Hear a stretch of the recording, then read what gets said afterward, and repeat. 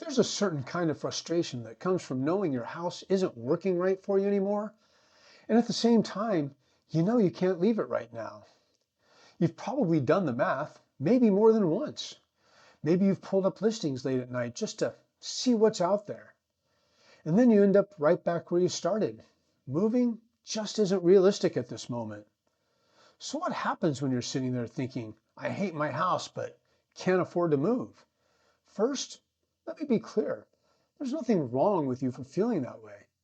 There's something uniquely heavy about living in a space that doesn't really fit your life anymore, while also knowing your ability to make a change is limited. This isn't the same as casually debating whether you should move. It's not a pros and cons list. It feels more like standing in a room that no longer serves you and realizing there's no doorway out right now.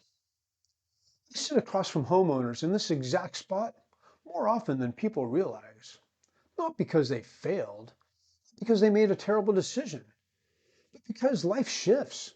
Markets shift, incomes shift, and sometimes timing simply doesn't cooperate the way we hoped it would.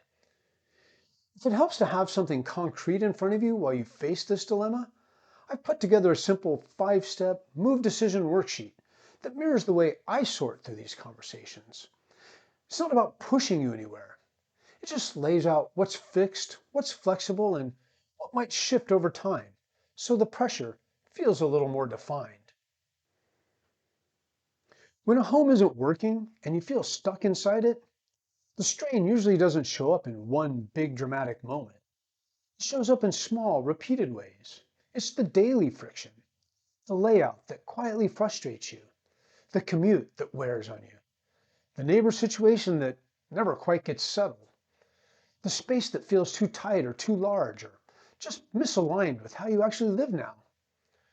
What makes this so draining over time is that the problem never really leaves. You wake up in it, you come home to it, you host in it, you argue in it. Even if you tell yourself you should just be grateful, background friction is still there. And when you feel like you can't change the situation, the pressure builds, slowly but surely. Sometimes that pressure pushes you toward impulsive thinking like, maybe we just sell and figure it out. Other times it pushes you to shut the whole topic down and pretend it doesn't matter. Neither reaction is irrational. They're both simply attempts to relieve tension. When someone feels trapped, it tends to magnify everything about the house that isn't working. The small annoyances start to feel bigger. The limitations feel permanent. The future can start to look narrow instead of flexible. And here's the thing. This isn't just about square footage or payments or interest rates. It becomes about control.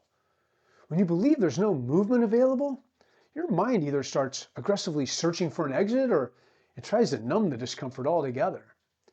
In conversations I have locally, especially in markets where prices and rates have shifted significantly, there's often this subtle undertone. People will say we can't move right now, but what they're really describing is the loss of options. And that loss, more than the house itself, is usually what hurts.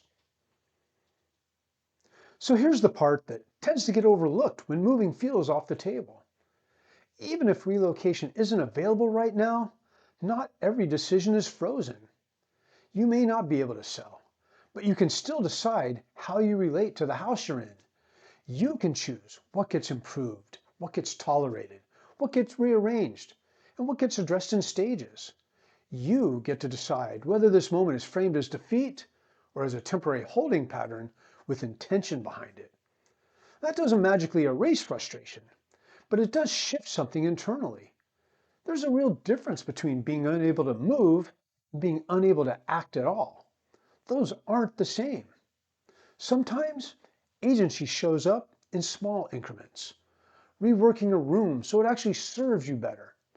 Setting a realistic timeline for changes instead of letting resentment run open-ended.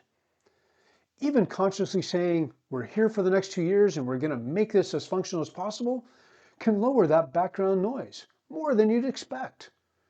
Clarity about constraints usually reduces more pressure than pretending those constraints don't exist. There's also a more subtle cost that deserves some honest reflection. When you tell yourself there's nothing we can do and just leave it at that, the frustration doesn't disappear. It tends to leak into other areas. It affects how you talk about the house, how you feel when you walk through the door, even how you show up in conversations about the future. Doing nothing is still a decision. It might be the right decision for now, but it carries weight. Not in dramatic ways, but in the steady accumulation of dissatisfaction that never quite gets acknowledged. That's very different from choosing to stay with intention. Intentionally choosing to say sounds more like, for now, this is our base. Here's what we can improve. Here's what we can live with. Here's what we're planning for. Those two internal narratives feel completely different in daily life. And that difference matters because you're going to live in this space every single day while the market does what it does and your finances do what they do. The story you tell yourself about why you're here shapes your experience more than most people realize. Now, to be clear, it's completely reasonable for the question to remain open.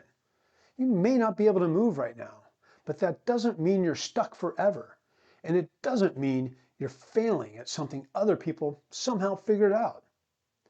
If it would help, the 5-step Move Decision Worksheet was created for moments exactly like this. Not as a push to leave, just as a quiet way to map out what's fixed, what's flexible, and what might change over time. Sometimes seeing those categories in front of you helps restore your sense of control. And when the time does come to revisit whether staying is still the right call, the next question usually isn't about the house. It's about what waiting has been doing to you in the meantime.